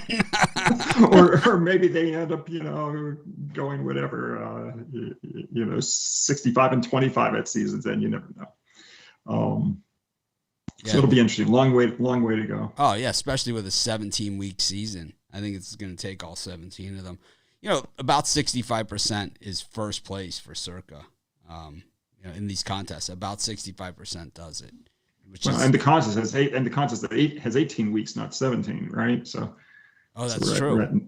We're at 90 games this year for the contest. Next week we get into the bye weeks, so there's only 12 NFL Sunday games. So it gets a little tighter. That's for sure. Yeah, it gets harder to make the picks, and you only have 12 to choose from. We were doing okay in the Circa. We're doing a lot better there than in the Westgate. That's for sure. Yeah. I end up using the same picks for each. If it ever got down to it in the week 17 or 18, I might vary them, but I figure like for the first 16 weeks, I just use the same picks for each, give it my best shot in each, and then go from there if it happens to come into play. Ty Johnson has found the end zone for the Jets. Jets. Oh no, no. Oh, the last week the Jets got 17 fourth quarter and overtime points, so you never know. Of course, now I'm hitting the fast forward button and realize that I'm 10 minutes behind in this game. Love it. Well, anyways, Al, we appreciate you joining us. And, of course, we'll see you next Saturday for college football action. Yesterday, wild one in college football. I expect that we're going to see it that way all the way through to the end at this point. Yeah, I'll see you bright and early on Saturday. All right, have a great day, and let's make it a winning day. That's right. Best of luck today, Al. Thanks, Joe. You too. That Thank was you. Big Al McMordie, one of the legends of the game as far as sports handicapping goes, and really 9 out of 10 winning NFL seasons. People talk. You hear regular people that don't do this for a living talk about winning and how much they win and all that other stuff. Document your picks and see how you do. See if you can put together 9 out of 10. In the NFL, certainly one of the toughest of the tough as well when it comes to handicapping. I would say NFL and the NBA are the kind of the two. Those are the ones that kind of separate it out. But in college, you could always find a mismatch. But in the NFL, everyone can play, and absolutely. In the NBA, it's even tighter because just the smaller the rosters get, the tougher the competition is. And just trying to find the tag for our next guest. Yeah, while you do that, let's bring up the point. The Jets missed the extra point. Of course they did. That is of course they did. That is anyone can play, but the Jets can't get the extra point when I have them over 9.5 for the second half. Well, come on. There's a lot. There's a lot of football left to be played. That was the opening drive of the second half, and the Falcons' defense really did look like a sieve against the run there. So, the Jets running the football, taking it out of Zach Wilson's hands, and it's kind of like what we try and do here with Ruffolo. We got Ruffolo here with us, Chris. Coming off of college football Saturday, you had a nice day yesterday. Any big surprises yesterday? Anything that kind of just really shocked you? A lot of undefeateds went down. Yeah, a lot of undefeateds went down. I was truly surprised with. Well, I know it's been the raging topic, but just how Alabama just fell apart at the end of that game, and kudos to the Aggies for getting the job done and picking up the win in that game. What do you think about moving forward to today? Last week Al had four picks. This week he's got 7 just on Sunday. I really like today's card. I have 5 picks that I narrowed it down, and I almost feel like maybe I should have just left it at where I had it originally, and maybe I'd have a better chance because there's a couple games that I did leave off. But anyways, what have you got for us today? Well, for me, it was on the website. I got 3. I was having a harder time picking through this card, but I did find 2 free plays that I like. And on the first one, we've given out 3 moneyline dog winners in a row, in the last 3 weeks, and let's try to make it 4. I'm going to take the Philadelphia Eagles on the money line. The Carolina Panthers, we rode them to a nice 3-0 start to the year. They beat up on the Jets, beat up on a Texans team that was starting Davis Mills at quarterback. The Texans pretty much useless on offense with him under center. And they shut down a Saints offense that couldn't get anything going with Jameis Winston. And now we saw what happened against the Cowboys. I was on the wrong end of that one. And It goes to show you that the Carolina Panthers, for how much we talk about the defense, struggled against a quarterback that can move out of the pocket like Dak Prescott did last week. And, well, this is an aggressive Panthers defense, and no quarterback knows aggressive defense and how to be rushed out of the pocket like Jalen Hurts has been this season. Top 5 in terms of getting pressured and getting blitzed. And, well, he's handled it pretty well. And, I just think that if he can move the ball, if he can get the ball into the red zone, we've seen how the Eagles can score in the red zone this year. I believe they're 6 for 6 in the red zone. And, the Carolina Panthers, they struggled to keep the ball out of the end zone once teams get inside the 20. A lot of people wanted to maybe take the points with the Eagles in this one. I think we're starting to see a bit of regression from Sam Darnold. I'm going to go the full way here. I'm going to take Philadelphia on the money line plus 165, plus 170. I just saw one of the great plays in the NFL this season, and it's something that I think we're going to see a lot more of. Hurst went to hurdle the defender, and just as he hits, the peak of his jump on the hurdle, gets drilled by a linebacker. And I think that's how you stop this hurdling of players, is as the guy's in midair, that's where you got to crack them. It's like they just line up perfectly. And, of course, he fumbled the ball, but the ball went out of bounds. But the Falcons really shaken by it. Anyways, Joe, any opinion on this one? Panthers and the I got to go with the Panthers in this one to win and cover. I really do. I look at the Philadelphia Eagles and I can see exactly what you're saying, where they could take this, but I'm not loving it. I think the Panthers have been so good on both sides of the ball. Sam Darnold is mobile, and I think the defense is going to be able to limit Justin Hurts today. So I can't get on the Eagles. We look at them also covering the spread. They can't. They're 1-5 against the spread in their last 6 as a road underdog. 1-7 in their last 8 road games. Not loving them. I'm gonna have to go with Joe Madden in this one. I didn't put the Panthers in as a premium pick. As one of those ones that I really considered strongly. The thing about this one is that the Panthers already have a good defense.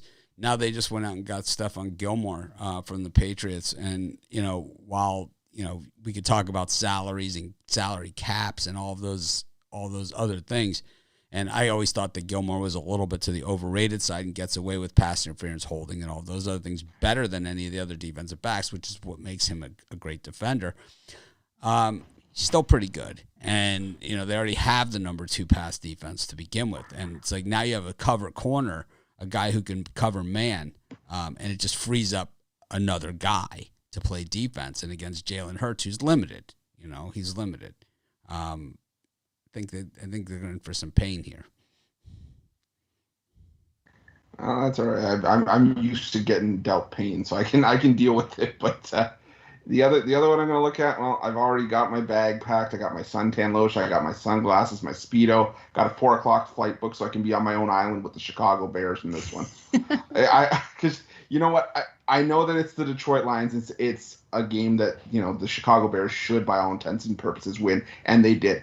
But I saw something from Justin Fields last week under Bill Lazor. You started to see more 6 and 7 man protections. They were keeping the tight ends at home, and they were giving Justin Fields time to work and really try to get comfortable in the pocket before they really start utilizing the tight ends. And I think that's key, is giving Fields protection so he's not rushed into making bad decisions.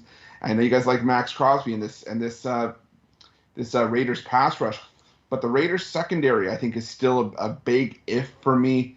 And this is also a Raiders defense that's been getting carved up on the ground. And yes, David Montgomery's out. Tariq Cohen's been lost for the year, but there's still Damian Williams in that Chicago running back group. He's still a capable running back. And well, the Bears, I think Khalil Mack still has a bone to pick with his former team. I'm not saying that the Raiders lose this game outright, but I just think 5.5 is too many, and what I think could end up being a 4-point game. I think the Bears might shock some people today. I don't know. Hicks is out and Jacobs is back in. Joe? Yeah, I'm not flipping on this. I'm all over the Raiders in this one. I just think the Raiders defense, we're finally seeing a really good Raiders defense. They're going to be all over Justin Fields today. He's not going to have a good day. He's going to go home with a loss. They will not cover even in this one. Yeah, I just think the Raiders just have too many options, and the Bears just have not enough. That's just just my take. What are you selling today, Chris? Well, today I got my Shotgun Sunday NFL 3-pack, 3 favorite plays on the board. We had a little bit of a speed bump with college football yesterday, but that's fine. It makes you appreciate the better days, even when you get them. So that's what I'm taking. I got 3 plays on the board, 2 totals and a side that I absolutely love. I know totals aren't everybody's favorite, but making money should be everybody's favorite in these 3 plays today that I think everybody's going to want to be on, as well as those long-term passes, whether it's just me or with someone else you see on the shows. It's some of your best value, 2 cappers, 1 great price, or, well, like Kevin Thomas said earlier, 3 days going to get you the rest of football into the MLB. 7 days will get you NBA and NHL opening nights, and, well, a month or 30 days will get you into college basketball, where I did most of my damage last year. So definitely check those out over at Pick Dogs Premium. Well, we know you cover a ton of college football. My guy that I said that was not drafted, we always look at the guys that are not drafted in the first round, the guys that are kind of drafted a little bit, down the road. My guy that I thought flew under the radar was Michael Carter when he was drafted by the Jets, and here he is just shredding the Falcons in the second half. I mean, he is just having a career. This is kind of like we haven't seen rushing like this since he played the Miami Hurricanes last year as a member of the Tar Heels. But I thought whatever. I was gonna say in the premium I gave out the Knowles against Carolina yesterday to the of course reception of a nice smirk from Bitler in that one, but it was all Knowles out there in Chapel Hill. Yeah, it was not. It just, you're trying to wonder how truly overrated the Tar Heels were coming into the season, and if they're even going to reach a bowl game in the you next love couple these of months. ACC quarterbacks, like you love Wake and Carolina. These are your guys, right? So I like Sam Hartman. I wasn't much of a Sam Howell guy coming into the year, but Sam Hartman out of Wake, I like Sam Hartman. I can't help it. I got a Sam Hartman man crush. that was a hell of a throw in overtime yesterday. That was just, that's dropping a dime. But anyways, thanks, Chris, for joining us. Of course, we'll see you Monday through Friday on the drive-through. We'll see you here. And, of course, those videos that you do with Goran for the soccer. Put a lot of money in people's pockets with those. We got a couple more that are going to be coming out today. We got some stuff for Monday and Tuesday midweek, and also starting to put stuff together with Ron Romanelli over at Sports Chat Place. We're putting money in people's pockets all over the internet. What about this hockey stuff that you're doing with Rod Zawacky? We just want a series. We just want to see the video, the making of the hockey videos. Bitler and I, it's like people think that we don't agree on much, but we really agree on this one. It's like we just want to get, it's like there's not enough popcorn in the world. It's like I'll be watching it and rewatching it. It's like, there could be. That might be the first explicit rating video on Pick Dogs if we have to do the behind the scenes of the hockey videos. God, Mitch, we had an issue trying to record a video for an hour with the Dallas Stars about a year ago where we just couldn't. I couldn't do it. I couldn't do it. I was just laughing so hard I couldn't. Oh my God! Do the video. That's why I'm not on the hockey videos anymore. The blooper reels can go probably for a while. You want to see blooper reels? Profanity. Those are when you need to see the blooper reels between me and Goran. Oh my Lord. Well, I'm sure you and Rod will have a lot, and maybe you guys can even have some guests on there. I know Joe Madden. Big on her Calgary Flames, so another 3. We could have the puck dog triplets there. Well, the invite is always extended to Joe. I know we had Tony Brown on there, Ron Romanelli there last year. The door's open. Just gotta let me know. All right. Thanks, Chris. There you have it. Chris Ruffolo, you're going to be seeing a ton of him. Of course, Chris known as a ball hog, so the more airtime he gets, the more he enjoys himself. Anyways. Joe, almost through today's show, just a lot of cappers, a lot of games, and still a couple more to go. Just it's overwhelming. This is why the NFL. Tony T always says this. He's like, the NFL is now a 365-day sport. It's like 365 days a year, just all year.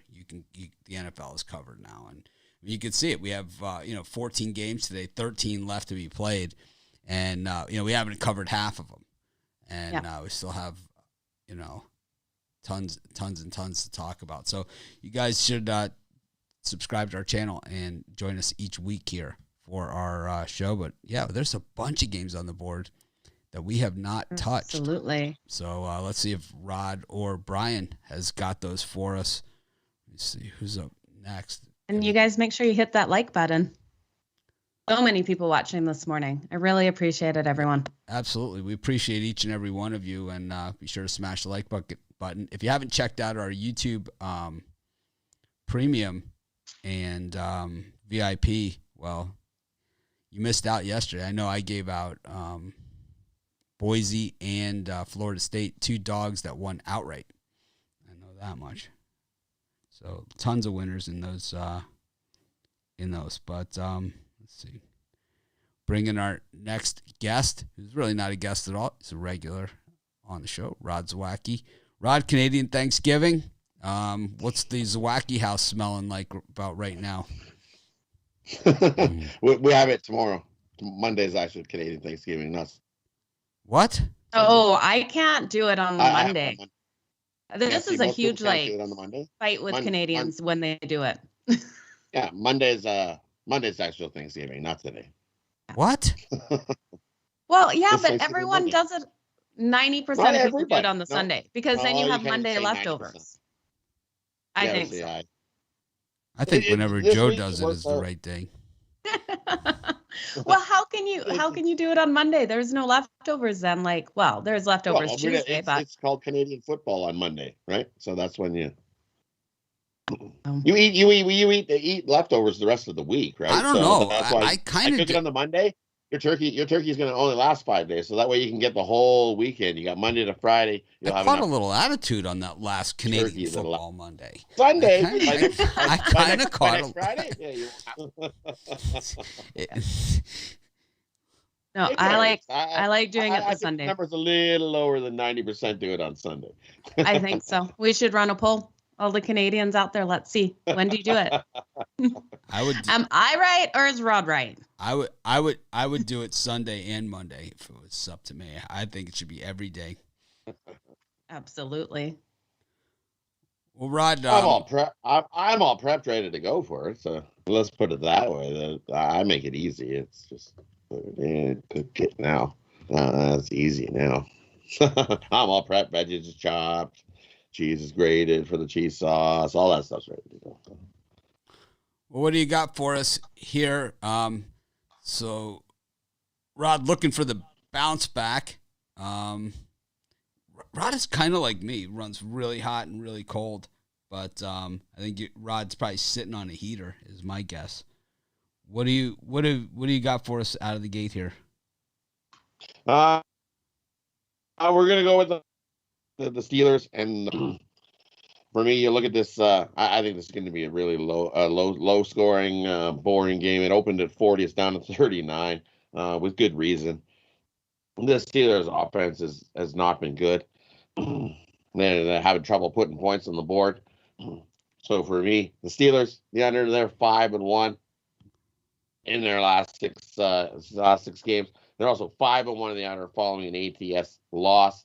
And they're also, you look at the Broncos here. Broncos, they are 13-3 their last 17 as a road favorite to the under. And the under is also 23-9-1 in their last 33 as a road underdog here. This Steelers put points on the board, you're going to be tough. And the Broncos, with Bridgewater questionable with a concussion, I think they're going to have a problem putting points on the board. So the reason that's at 39, it's a low total. I'm going to take that under 39. I think we got like 17-14 at the most in this game. Boring watch. I think it's going to be a really boring, ugly game. Joe, what do you think? Yeah, this is going to be an ugly game. I'm not loving this one at all. Everything in me tells me this Pittsburgh Steelers team can't be as bad as we've been seeing, but they've done nothing to prove to me that they can come out and beat Denver in this matchup. I don't like the total either. I don't like anything in this because we look at 7 of the last 10 games has gone to the over, but we are seeing two offenses that really won't be putting up many points. So, Rod, like, I hear you on that under 39.5. It's just one of those games I'm not willing to touch anything on. For me, I just think that maybe Mike Tomlin has kind of lost control of his offense, and because it seems to me that Ben Roethlisberger is calling the shots there, and he's not really calling the best shots. Tough to say something about a guy who's won the Super Bowl a couple times. He's had, pretty good success throughout his career. He's got the big numbers. He's got the longevity. He's been banged up throughout, and he doesn't win it all the time. But at the same time, I think that you got to rein him in, because I don't believe that when you're on the other team's 38-yard line-ish, right? I don't think 3rd and 2 from the other team's 38, that every single time you throw the ball, 30 yards down the field. And that's what the Steelers do. It's like 3rd and 1, 3rd and short in situations where they need a first down. They need a score. So far this season, what they've chose to do every single time is throw this Carson Wentz pass 20 yards down the field. And the worst thing that could happen in that scenario is they actually complete one and they start to think that it works. It's like, and he's about 1 of 10 on these things. And it's like, that has been the difference between the winning and losing for the Steelers all season long. He completed them against the Bills in the second half. He completed those passes, and that's why they won the game. Every other game, it's like they turned the ball over, and that's why they're 32nd in rushing the football this year. The Steelers are a team that's always been run heavy. Also, losing Villanueva on the offensive line hasn't helped them either. But I don't know. I don't understand what's going on in Pittsburgh. Mike Tomlin, one of the best coaches of the last 25 years, but not sure what's going on with this Pittsburgh team. Meanwhile, this Denver defense is sick. And, they're really good. But, of course, you look at them and you say, well, they still have 3 wins, and they're still the Jets, the Giants, and the Jaguars, right? So. Right. So that's why I just think the under in this is the way to go. Points are going to be really tough to come by in this one. Oh, there was a turnover in the Jets-Falcons game, and it actually was the Falcons that turned it over here. Oh, wow. Yeah, a little fumble action. They were driving for the score. They were about at the 20-yard line of the Jets, and the ball hit the turf, and it was just 4 green jerseys around it. That's it. But the Falcons were looking to put it away there with 2:14 left to go in the third quarter. A touchdown there probably would have done it. But now, Jet ball going the other direction. Joe, you got a shot at another Zach Wilson interception here. There we go. Let's Joe's get it. Every possession is an opportunity for me. It is. Best opportunity. Rob, what else you got? And then the last one, you covered already, and then we kind of heard, but we'll take my take on it. I'm with Kevin Thomas as well. Give me the Cleveland Browns here. I think Chubb's going to have a field day. You take Chubb over his rushing yards. You look at that's the big weakness on this Chargers defense is they're 29th against the rush, and the Cleveland offense is the number 1 rushing team in the NFL with Chubb going, and I think they can run on this Chargers defense and get some points. I'm going to take the Browns here on the money line. You look, Browns, they're 5-0 in their last 5 games following a straight up loss. Browns are also 4-0 ATS their last 4 road games. And you look at the Chargers here, they're 4-10-1 ATS their last 15 games as a home favorite. They're also 5-15 ATS their last 20 home games versus a team with a winning record. So I think the Browns come in and run over the Chargers and get the win. Joe, what do you think? Let's say try and I know this is a really hard one for me because I do think the Browns will, with the points, is the right way to go. I want to see the Chargers blow them out of the water, though. It's one that I'm not betting. My problem is with my team. They played better against the Raiders, and they didn't get those penalties. But I can see them slipping. We've seen the Chargers year in, year out have a great game and then slip back to their old ways, getting these penalties that cost them the game. So I'm not betting it. I think the Browns plus the points is the way to go. I could see the Chargers winning this by 1 or losing it by 7.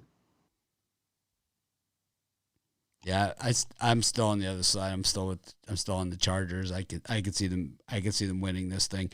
It's still the Cleveland Browns at the end of the day, and it's still Baker Mayfield at the end of the day. He's got a lot of help, but I just think that the Chargers have, while the Chargers were a team that lost a lot of close games the last few years, I think this year they're a team that probably wins some of those games, and I think that that's going to be the difference with this Chargers team.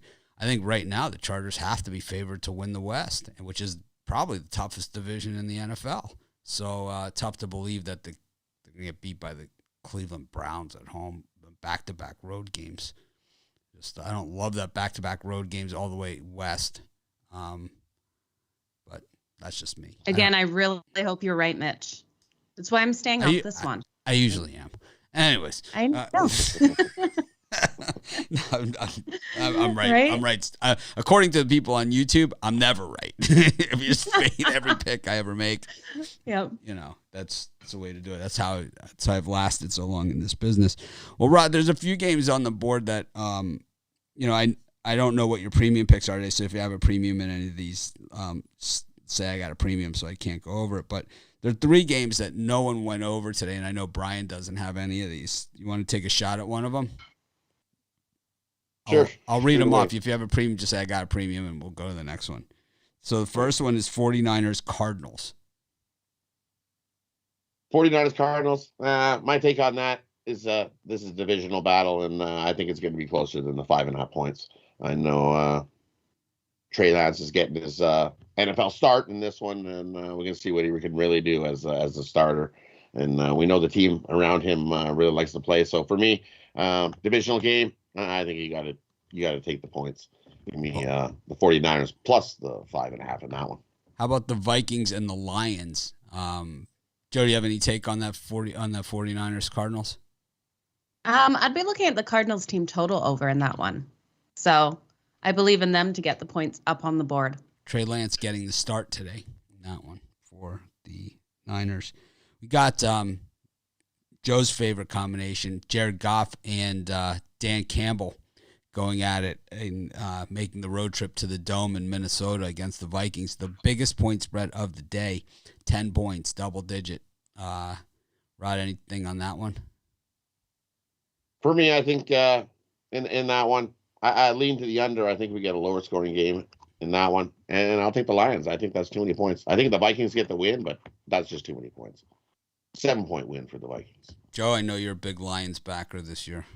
Oh, yeah, huge. I'm going to totally fade the Lions at every opportunity I can get. They're 1-5 against the spread in their last 6 road games. Give me Minnesota. Take this win big. I think that stat is an aberration on things. They should be 0-6, whatever. I mean, they just stink. I just think you have a horrible coach and a horrible quarterback, and it's just bad things are gonna happen. And then you throw in that it's the Detroit Lions, and just bad things are gonna happen. Yeah.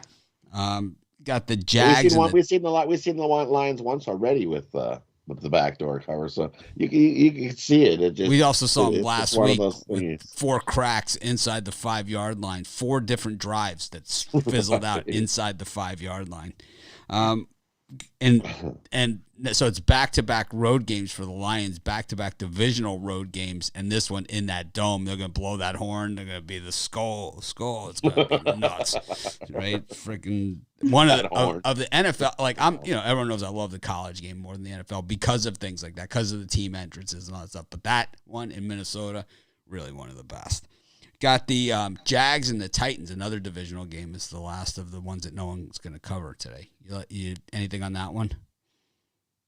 For me, there's only one side to take. I'm going to take the Titans. I know the Titans got beat in overtime last week, but I think they bounce back and use the Jags as a squishing stone, and the Titans just. It's been a rough week for a couple of head coaches, Urban Meyer and John Gruden. Joe? Yeah, I hate this game. If I'm going to play it, it's going to be Jags on the money line to get an upset because I don't trust in the Tennessee Titans after they did me bad the other week, but I don't see it happening, you guys. That's kind of like throw a bottle of wine on that game. I don't love it. Nope. Jags suck. I'll throw a case of wine on the Titans and that thing. I can't stand the Jaguars. Titans are a great bounce back team. They are. They're one of the best bounce back teams out there. We saw them get shellacked by the Cardinals in week 1, and then they go into Seattle and busted up the Seahawks in week 2. It's like they are one of the – they don't lose back-to-backers under Vrabel. It just doesn't happen. No, they shouldn't. But anyways. Come back and squish the Jags. Of course, you can see Rod, what are you selling today? Today I got my my NFL Sunday ticket. I got my 5 best bets, which include my 10-star divisional game of the week and my Sunday night no limit included in that. Jump aboard my NFL Sunday ticket. Rod, I just want to let you know in the comments, everyone is asking you to give out more CFL picks. We want more of your picks, just so you know. 2 games tomorrow. There you go.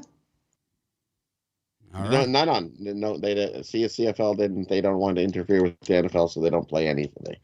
But Rod gives out a lot of CFL picks in the premium and VIP shows too. He does. Absolutely. He does. Yeah. So if you guys aren't in the premium VIP, you can get Rod's picks there as well. Of course, we'll be doing the premium show today, just a few minutes, and then the VIP right after that. The show running a little bit long, but I think that's a good thing. All right, Rod, we'll see you in just a few minutes for the premium and VIP. But thanks again. Of course, we'll see you tomorrow as well at 11 a.m. Eastern Standard Time. And, of course, on those hockey videos with Ruffolo that we already talked about. And, well, everything else. So you bet. Thank you. Appreciate it. Of course, that was Thanks, Rod Rod. Zawacky. We see him every morning. He didn't get him into any of the cooking hand motions there that we really tried to bait him in with. And then he switched. We will be able to tomorrow. Right, because he switched the Canadian Thanksgiving on us. Who in the hell does what's he he think thinking? he is? Who has Thanksgiving on who a is he Monday to play night? God with Thanksgiving? Yeah. It's like, You eat it on Sunday. yeah. You have leftovers on Monday. I could eat Thanksgiving every day. I love So it. could I love I. like going to a diner, you order the open faced turkey sandwich. Yeah. I'm big on it. That's my last meal. When everyone's like, what would your last meal be? Thanksgiving dinner. Yeah, I'm with you. I think I'm with you. there. Endless gravy. Chicken parm is like 1A, but Okay. Thanksgiving is probably right there with it. I love it. I love Thanksgiving. It's always my favorite holiday. It's Absolutely. you never see like the early Thanksgiving decorations, at the store. No, that is weird. Yep. Reese's doesn't even make a Thanksgiving like turkey or anything, They don't even do it. Normally, Really? like all the other holidays, they have pumpkins and bats and all kinds of stuff. I haven't tried the bats yet. I'm sure they taste pretty good. I'm sure they do. I'll have to try a couple. We'll get Ruffolo. We'll send Ruffolo a few. We'll just all eat bats next week and see exactly what that goes. But we got Brian with us. He looks he is awake. I thought you were frozen. You were just sitting there sleeping. I had to wake up. Well, this is the spot that you selected. We gave you the pick of where you want to be on the show. Yeah, I like to come in and then get my bus started up. Like I have to say, though, I really liked Rod and Kevin Thomas's Browns pick. I agree with them, and I disagree with the Rod's Jaguars. I like the Jags today to cover. That's me. I'm Mr. Jaguar.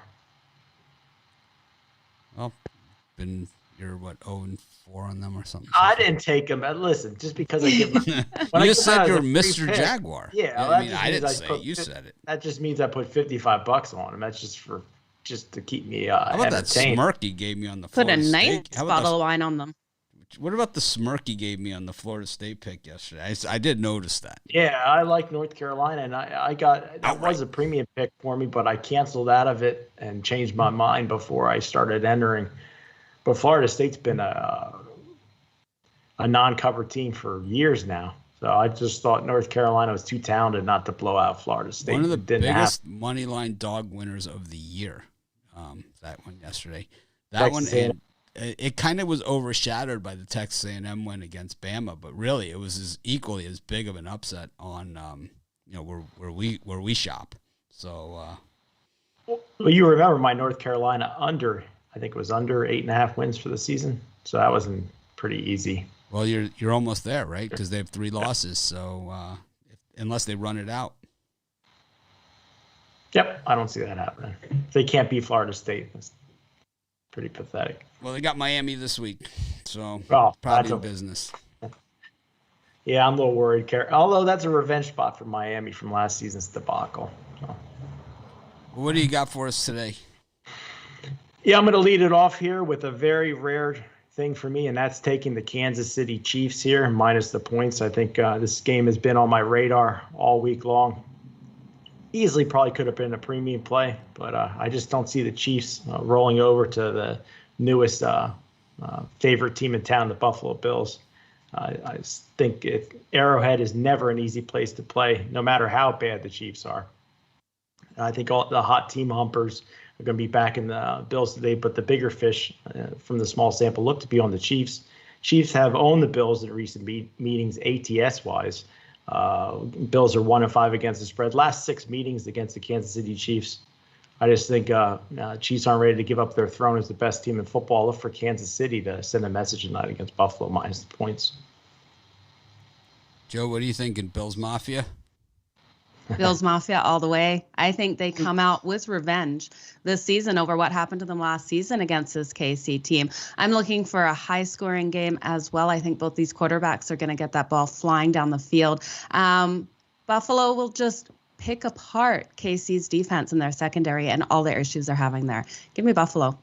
I think the KC problems are real. I do, and with the revenge factor as well. I think the Chiefs might be in some trouble here. And can I add a bonus pick to that? Do whatever you like, Brian. This is your time. I also love the under in that game. Everybody in the world is going to be taking the over. Oh, my God, the Chiefs' defense sucks. Oh, my God, the Chiefs' offense is awesome. Bills' offense is awesome. I think you're going to see the total opposite here. I think the squares take a pounding here on that total. I think it goes under the number here. Just watch it be like that Chiefs-Rams games a couple years ago that went 120. Everybody expects this is a primetime game. Everybody's going to be betting it. I see it going under. I see it flying over. Look at Buffalo games are like hitting overs. They're hitting the overs especially on the road. I'm texting you later. Yep. And saying congratulations, Joe. Hey, that's I think what you're texting me. Brian never sends those. It's always some. That's not true. Joe's my favorite. Thank you. Except on payday. Yeah, I guess so. On payday. All right, I guess I got another one. I was going to cut it down to 2 since we were cut it down to 1 since we were going long, but we're not going long. We're good. All right, we're good. We got another 5 minutes.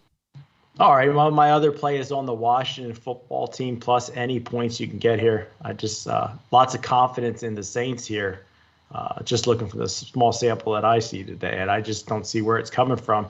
Saints have not looked great with Winston at quarterback. Losses at home to the New York Giants should really never happen. Washington has had a slow start to the season, and they've been disappointing for me on defense. But I think Washington will put a lot of pressure on Winston today, force some turnovers. Washington football team is a good October cover team. They're 6-1 against the spread last 7 October games, and 5-1 against the spread following a straight-up win. Take the Washington football team plus the points. Joe, what do you think? I like that play, actually. Brian, I'm with you on this. I think this is one of these games that Washington can play and win this one. I'm not loving what I'm seeing out of New Orleans. Them losing that last game when they were up, I don't have confidence in this team. So I'd rather take the dog at home in this one. Brian, did you enter our office pool contest this week? This is the first week I didn't enter it yet. Well, you still got time. You still got about an hour left to enter our office pool contest. Of course, check out our Pick Dogs Twitter account. You could just get a quick jump on it there. You could, or on mine or Joe's, or just check our YouTube channel. Look at our past streams and check out that office pool show. Cash prizes, free to enter. So be sure to jump on board. I'd have to say Winston's numbers really aren't that bad, but I think they're paper numbers, and I don't think he's faced a pass rush like this Washington team has the potential to do. They haven't showed it, but I think they get after Winston. My TV got sick of watching the Jets. It just froze solid. Did the Jets come back and cut it to 3 yet? Last I saw, here we go. 3rd and 8 for the Falcons. What's the score? And the Falcons do not get it. It's 20-9. Yeah. This game's got Falcons are push late chokers, written so. all over it. Falcons are great late chokers. They are great late chokers. We saw Matthew Stafford and the Lions do it to him last year in Atlanta. What are you selling today? Yep, I got my Pound Zone 3-pack off a winning day yesterday. 3-2 wasn't pretty, and I was expecting a better performance from Western Kentucky. But these 3 NFL games really loved today. I could have went with 5. I just decided to keep to my best bets. So my Pound Zone 3-pack, $40 at pickdogs.com. Or sign up for YouTube Premium. I'm going to be giving out one of those out along with the first touchdown scorer on the VIP show. All right. There you have it. Rod's got the no limit today, you guys. So. Oh, well, I got a no limit too. Oh. I wonder what I got to find out who his no limit is and compare. I got a no limit also. Like, I don't know, There's 25 no limit. times? Is that like too much? Well, or? my personal limit is 3,000, but I don't know what his personal limit is. I have no limit. Not afraid of making the big bet. Anyways, thanks for joining us, Brian. Of course, you can catch Brian every morning at 11 a.m. Eastern Standard Time right here on our YouTube channel with Joe Madden and myself and Rod Zawacky. Of course, you could also get Brian's premium picks, well, some of them, as part of our VIP and premium shows. And, of course, you can find out more about that. Click the link in the description of this video. So, Joe, another good show. Anything we leave out that you want to talk about here? I think we actually covered everything. I can't wait to get into the premium and VIP shows and give out some more picks on there. I'm excited for today, Mitch. It's going to be a good one. I hope everyone comes back and joins us at all these halftimes as well. It's been a great weekend so far. Yesterday was just, exceeded any kind of expectations anyone could have had from start to finish. Starting with those early games, that Texas, Oklahoma, going all the way through to the fight, which there wasn't a lot of late college football games. But, the fight kind of filled that in. So, the NFL's got its work cut out for them. And, of course, the NHL season starting on Tuesday. So, and we've got baseball today. And we have, I believe possibly 4 baseball games tomorrow. So, along with Monday Night Football. So, everyone be sure to subscribe to our channel. Tune in, smash that like button, join the VIP if that's your thing. If it's not, well, we appreciate you anyway. Have a great day. And we will see you at halftime of the early games for our early halftime show.